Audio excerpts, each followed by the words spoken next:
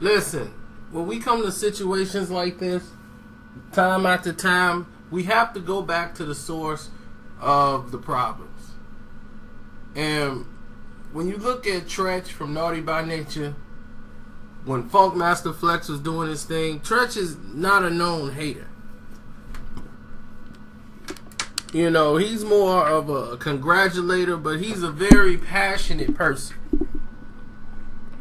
You know, and what I mean by passion, I mean he takes things to heart.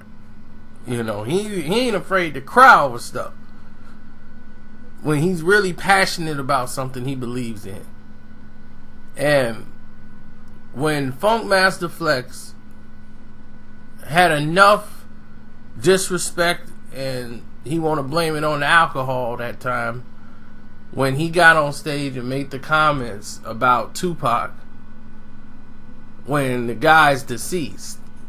If you're not big enough to let stuff like that go, and you feel big enough to go on a stage and besmirch that guy when he has so many people that loved him, just so you can get some attention, some fame, some shock value, then it just shows the moral of character that you are.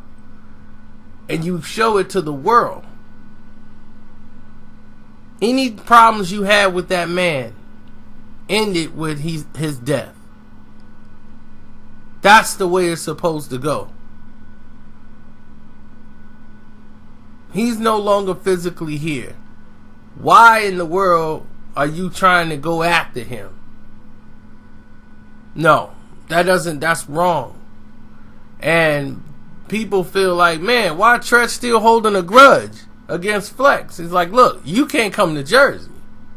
Period. Just don't come to Jersey. Stop trying to make calls to my family and trying to talk about, let's have a sit down so we could talk it out. Treach don't want to hear it.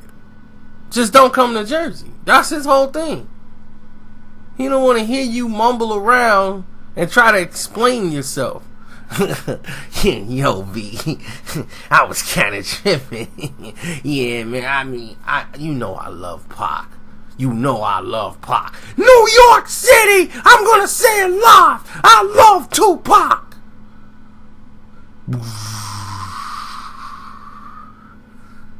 It's crazy right now.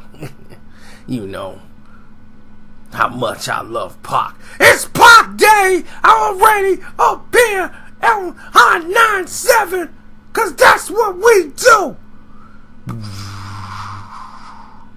We love Pac! But all he want to do is talk about how Tupac disrespected him in an interview, when he was just pointing out some of the things that y'all were doing at the time, because y'all was really petty. And people on the West Coast didn't really know it was going on. And Pac brought it to light when he was talking about it, how the East Coast DJs was treating some of the West Coast artists and making fun of them, you know, behind their back. You know, and he's like, I'm locked up on the radio. I'm listening to the radio on the East Coast, and I'm like, these dudes really be clowning the West Coast. And they didn't really know because they didn't get the station out there. So it's not like now you can get satellite and watch it on YouTube and, you know, all this other technology. At that time, it was like, wow.